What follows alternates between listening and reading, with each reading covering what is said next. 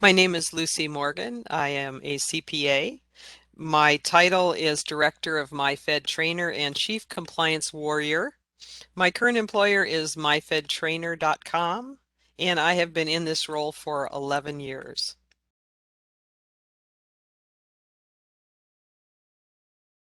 Sure.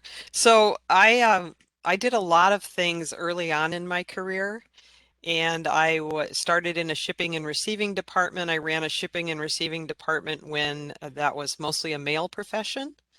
And I moved from there into becoming a purchaser right at the beginning of computerization with purchasing when we went from 5 full-time purchasers. We ran around and had little cardboard cards that we'd take inventory on until we brought computerization in and went from 5 to 1. And I was the one purchaser. And through that interaction, I started dealing with accounting people. And I thought, accounting's kind of a cool profession because you kind of get to go all over the place. They take inventories, they do books, they're really all over the place. And I thought to myself, that might be a good career field for me because I would have lots of different things and different people I could interact with. And so my kids were pretty much out of school for the most part, starting to head into those years where they didn't need me as to be around as much. And I went back to school. Um, and actually went back. We had moved to Florida for a 6-year period. So I went back to school in Florida from the University of South Florida and got my accounting degree, decided I wanted to get my CPA. And in order to get a number of credits I needed without having to go work for a CPA firm, I was like 2 classes different than an MBA. So I went down the MBA track, got my MBA. We had moved to Colorado. I got an MBA from Regis University. And during that time, I was working primarily as a corporate controller while I was in school before I even had my degree. And then once I got my degree, I continued as a corporate controller in the for-profit world, working in manufacturing, volume home construction, those types of things that were very cost accounting heavy. And so cost accounting is a lot like grant accounting in that you're doing fund accounting where you're tracking discrete buckets of money through projects. So I was doing that. I was working for a bunch of different computer tech manufacturers and things. And I thought, I am really tired of my life being defined by Excel spreadsheets. And I kiddingly tell people I started having a nightmare that all the families gathered together after my passing, and my granddaughter holds up this big Excel spreadsheet and says, "Grandma left me an Excel spreadsheet." And I thought, gosh, that's not where I want my story to end. And I had a couple of colleagues that I had worked with previously who were working for a nonprofit in Boulder, Colorado. And it was kind of an odd nonprofit because it was a mix of scientific research and a 5-year construction project. So we had a lot of people who came out of construction and drilling fields because they were putting monitoring stations for seismic activity across the United States.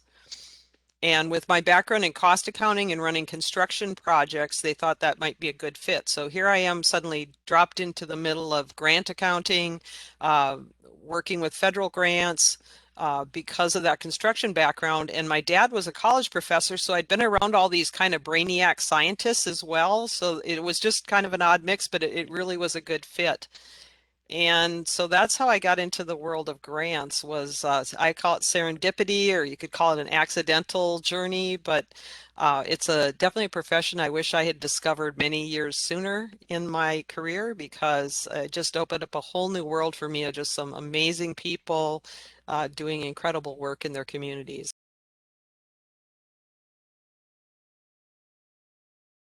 So wherever I had worked in my career, I was one of those people that I was constantly drawing little charts for people, and I would go out in different departments and there'd be my little yellow post-it stuck all over people's cubicles. So both my parents were teachers.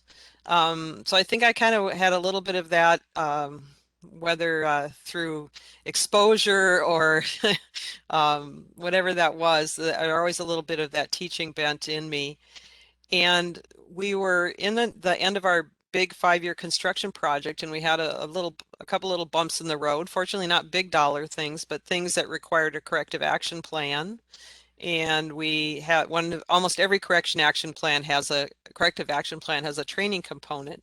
And so I was tasked with doing that training. And we at that time had people working from Antarctica all the way to Alaska, and it just wasn't feasible to bring people all back to the office in Colorado to get them trained. So started thinking, well, gosh, I think I could do something online. This is the internet thing is pretty kind of new and exciting, but at that time there wasn't a lot of online training. And so I put together some ways to do some of that. This was before Zoom or anything like that. And I thought to myself, I'm an introvert and this could be a great career change for me because what do introverts want to do? We just want to not have to talk to anybody. And I thought, well, I can put together this online training and it'd be wonderful. I can run this company. I can run it from home. I can run it from the RV if we're out camping and I won't have to talk to anybody. And this is like full disclosure here. And in accounting, you're a numbers person. So, the whole idea of sales just terrified me and having to talk to people. And that worked pretty good for a few years until they changed all the rules with the uniform guidance. And pretty soon people were calling me up and saying, hey, will you come train our group on the new rules? And I went, well, I either am gonna, this is one of those pivot points in your life. And I thought, I was terrified of public speaking. I said, I have to get over this or I'm never going to be able to make this company what it could be. And more importantly, I won't be able to help the people that I want to help. So I did the Toastmasters thing, with my hands clenching the podium because I was so nervous. And it was great because it got me over the hump. And I think I'll always be a little nervous about public speaking, even, after being a national speaker and training for all these years. Um, but one of the things I will tell you is it becomes very important in how you frame things in your mind especially when you own your own company, because really the movement forward is sometimes it's pulled by the market, but an awful lot of it is you pushing from behind, trying to get things going in different directions. And you have to have a greater purpose, I think, to get through those kind of difficult times, especially as the small business owner. And gosh, with COVID, we've all gotten lots of experience in those hard times. And I was really able to frame my training, my working with people, even my national speaking is giving a voice to people who feel like they have no voice. And I felt that way as a grant professional early in my career because I didn't know there was anybody else out there doing it. And I felt like, the Maytag repairman, the lonely one, not the young buff ones, but the lonely one, because it just seemed like there wasn't really anyone to talk to. And I didn't realize there was something like the GPA. And so I just thought, I felt like I had no voice. If I can bring a voice to other people who feel like that and make them feel supported and make them feel like somebody's got their back, that's a pretty good mission in life that's a lot bigger than Excel spreadsheets. And so that got me out talking and then COVID hit and here I am back doing it online, but I'm enjoying talking with people a lot more than I would say I did when I first started the company.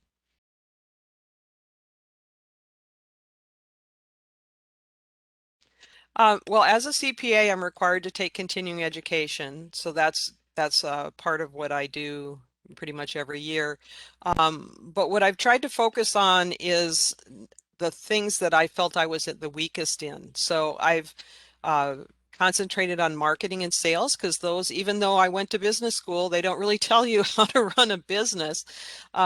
So there's a big learning curve, I think, a lot of times. So those were things I needed to get better at. Fortunately, I could devote some of my CPEs to those things like sales, uh, like marketing, and gosh, with all the new social media platforms that, how do you approach that? Doing things like copywriting and a lot of writing books, writing articles, writing white papers.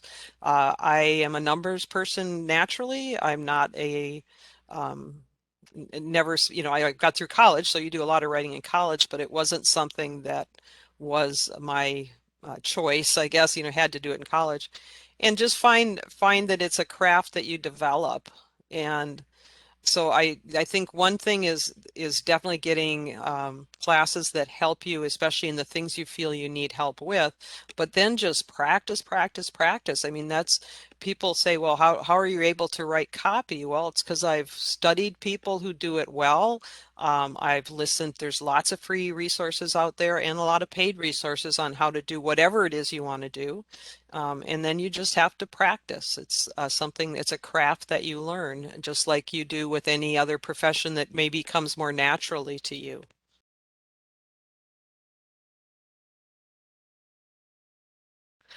The best thing I love is talking to grant professionals and hearing their stories about what they're doing. Um, some days I feel like the ripple on a pond, and that's a really cool feeling when you realize I helped this one person, and then a few years later they said, you told me this or that, and that helped me get to this, and then I've moved on to this, and now I'm showing other people, or we've been able to do this in our community.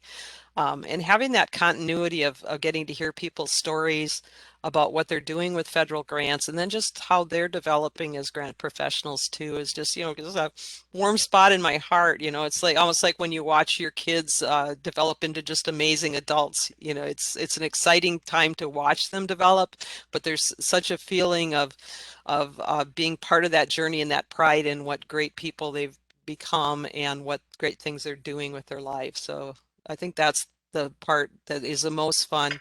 And it's been difficult with COVID because I, used to be out doing live events a lot, so I got to interact with people in that format. So I've had to make a little extra effort to still make those connections with people.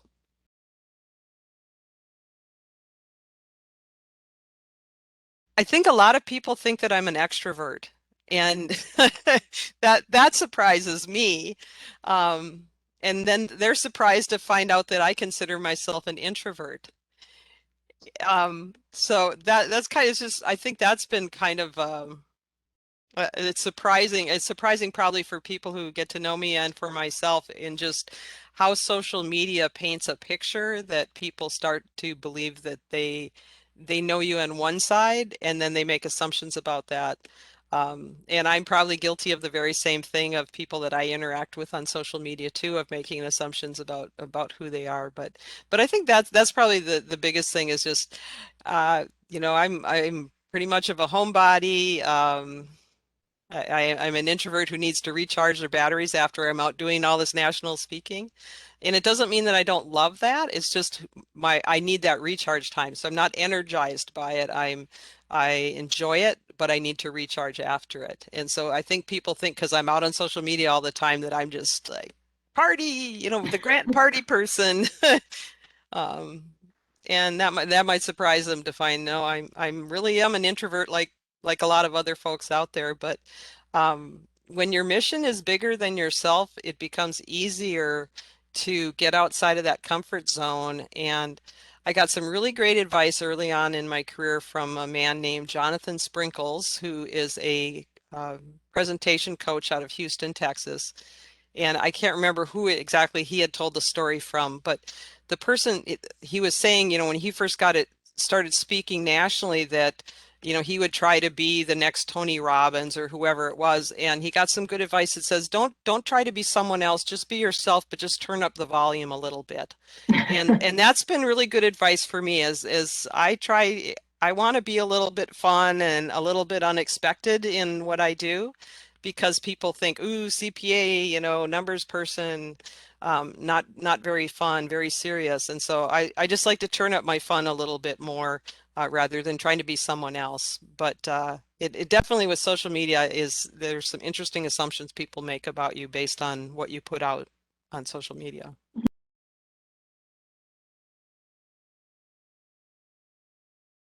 So a good piece of advice that I got, and I always heard this attributed to Abraham Lincoln. I don't know if that's accurate or not, but it said the best way to create or to own the future is to create it yourself. That's kind of a bad paraphrase, but essentially, if you sit around waiting for other people to help you with your burnout and give you guidance and all those things, I think you're going to be disappointed because everybody's busy. So one of my pieces of advice for people is run your own race. And what that looks like is you need to decide what direction you're headed. Now, sometimes people go, well, I don't know what direction I'm going to head in.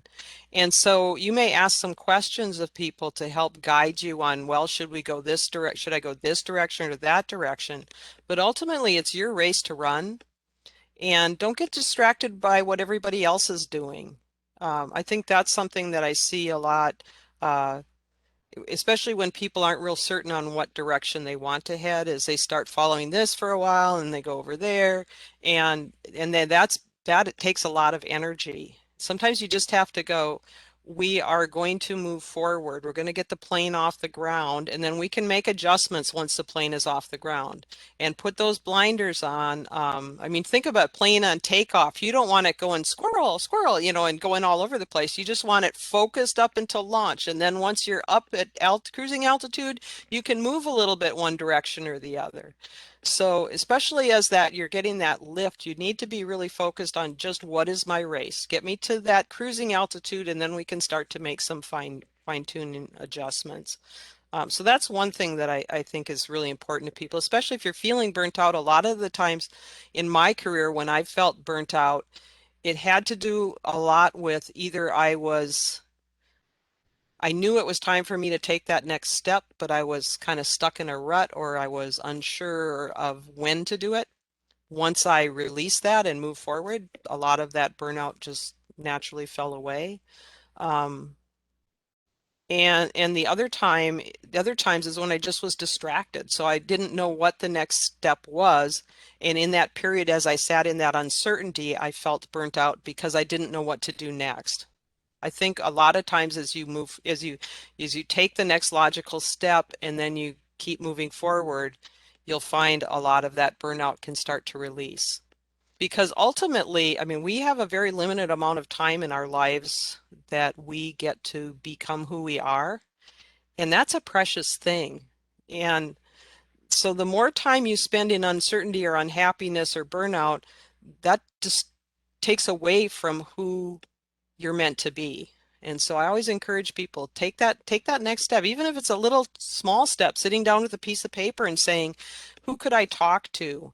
What things do I do well? What things are easy for me that are hard for other people? Those are the areas to focus in on.